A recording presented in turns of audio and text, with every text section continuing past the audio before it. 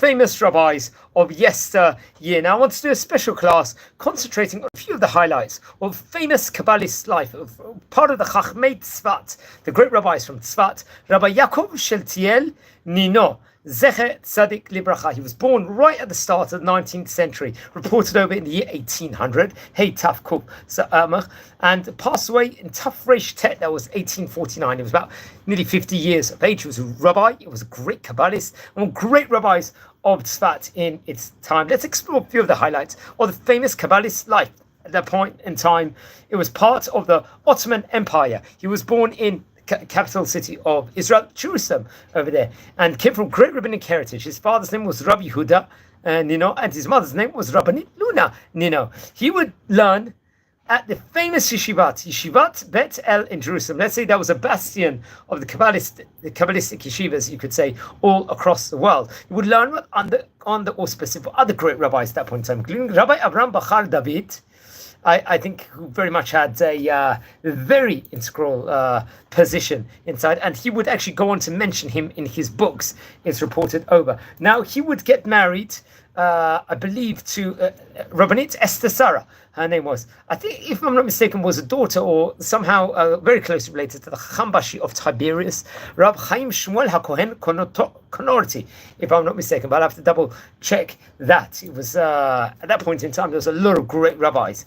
in Tzfat and in Israel. It was tough times also from a financial perspective for most people in Israel.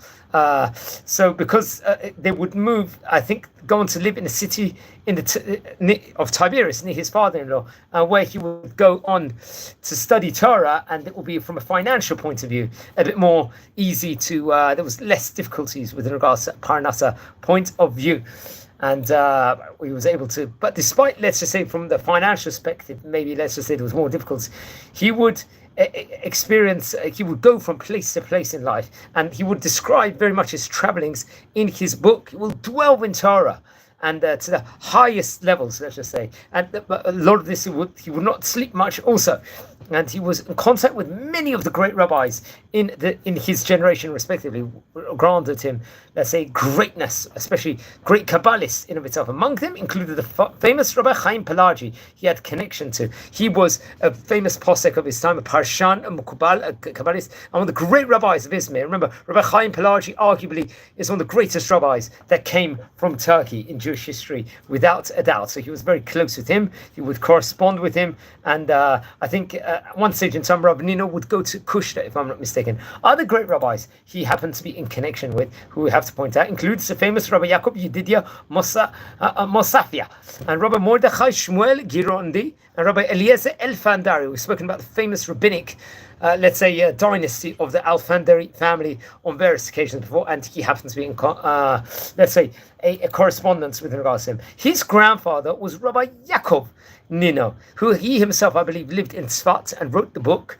I think, called the Kohelet Yaakov, which he mentions in both of his books. He will actually bring this down. He was also very close with the teachings of another great rabbi, Rabbi Moshe Ibn Habib, another great rabbi we've spoken about on this series before. He himself happened to be a Rishon LeZion, a chief rabbi of Jerusalem in his time, and the author of the Get Posha, I believe, and had would spread the teachings, as to say, of the famous author of the Nimukei Yosef. I believe he would stay for a window of time in Kushta, respectively. I think this was in the year Hey Tav Kuf Tzadik Aleph. He would be over there, which is very, very interesting enough. Now, more things we can say within regards to the great rabbi. He published various different books which concentrated on the Todot Hashem, let's just say, various different Korbanot, and the Korban Todah, let's just say, within regards to miracles that Hashem performs. Now, remember, it was there was other trials and tribulations that took place all over the world, the Jewish world, at that point in time. Most notably, we've spoken about this on various occasions before in this series, there was riots that took place in Tzfat, most likely have been anti-Semitically related. That was in the year Tav Kuf Tzadik Dalet.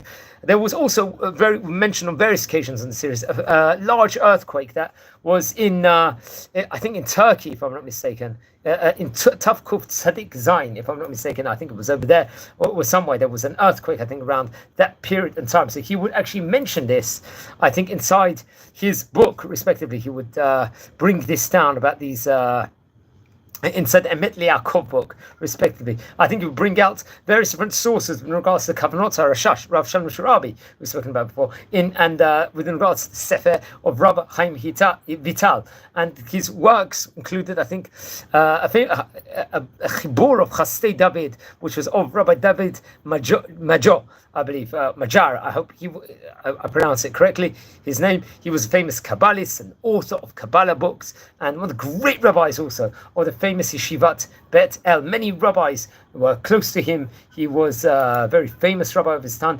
It's reported that we know of two of his sons, of Rabbi Ninio, include Rabbi Meir and Rabbi Abba. And I think, sadly, Rabbi Abba passed away at a young age. It is reported. I'm actually looking this at Wikipedia, actually. I'm not too sure how old he was at the time. He also had a daughter who would go on to marry Rabbi Aaron Al-Hadif, another great rabbi who was a rabbi in Tiberias also. He would have great descendants also, who we've mentioned about possibly on various occasions before. Among his grandchildren included, I think, Rav Rachim Yaakov Shaltiel Ninio, who was one of the famous rabbis also of the famous Yeshivat HaMukobalim Bet El in Jerusalem. Now, he passed away around the year Tafresh Tet. We're not too sure exactly on the year the famous rabbi passed away. Among his books, as we mentioned before, includes Emet Yaakov, which was a book on Kabbalah, the wisdom of Kabbalah, which came out, I think it was part of a shut, also Shelot Shuvot, question and answers of Sfat Emet. Zera Yaakov, comprised of, let's just say, various drushim, expoundations and Torah classes, respectively. Let's just explore his family once again. We mentioned at the start, his father was Rabbi Yehuda, his mother was Rabbanit Luna, his wife's name was Rabbanit Esther Sarah, and you would have, and I think his daughter's name actually happened to have been Rabbanit Bila. His, as we said before, his grandfather was the author of the Kohelet Yaakov from his father's side, Rabbi Yaakov. And among his teachers include Rabbi Abraham Bachor David and Rabbi Chaim Shlomo Pinso, another great rabbi we've spoken before, another great rabbi, Rabbi Moshe Rolo, another great rabbi. And I think his name was Yaakov, was because he was named after his grandfather. I believe they actually descended from the Maharam Chabib, I believe, which is interesting. Another interesting tidbit to say within regards to him. He was a rabbi of, let's say, the famous Yeshivat Bet El for many, many years. He really grew up there, and he was famous for studying Torah of the Midrash Shmuel. Also famous for his Shluchei D'Rabbanan role, his visit to Turkey, we've spoken about before. He would usually go, I believe, on various years to Meron on Lag BaOmer for the Hilula of Rabbi Shimon Bar Yochai. That's also another thing. He had various dreams of different things that will actually occur, and different things that will actually say. I think there's famously Rabbi Amram Rosenbaum Hasidah received a siddur in the writing of the Rashash, which maybe was connected to him to some, let's say, some degree in of itself.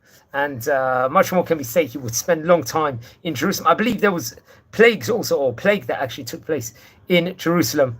Also, he would go, I believe, also on fundraising trips, Shluchei D'Rabbanan trips around Europe and African countries to collect funds for, let's say, restoration of the city of Tiberias and the synagogue itself. And he would meet, that's where he would be able to meet many, many of the great rabbis of his generation. And we should point out, I would recommend everyone to learn more with regards to him. There's a lot actually written over in the My Tzedek website also. And with regards to, he would study various different tractates of Talmud to a great level, and really did a lot of kiruv. He will work with regards and write his books, to try and mitchazek various different people. I think at one stage in time he would visit the city of Trieste in Italy, and had a connection, I think, with the Gvir, the famous wealthy man, Rabbi Yitzchak Goeta, or Goeta, I think we've spoken about him before. He would actually donate a large sum of money, if I'm not mistaken, to the people in Tiberias, if I'm not mistaken. So he passed away in the year Tafresh Tet, I believe. And so I'm not too sure on more details within regards to him. It would be great to actually learn more.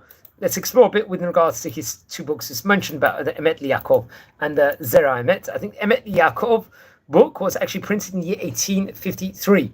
That would have been, I believe, that would have been shortly after he passed away. Contains 283 pages. That was printed in Livorno. Remember, Livorno had a large printing house in its day, which we can.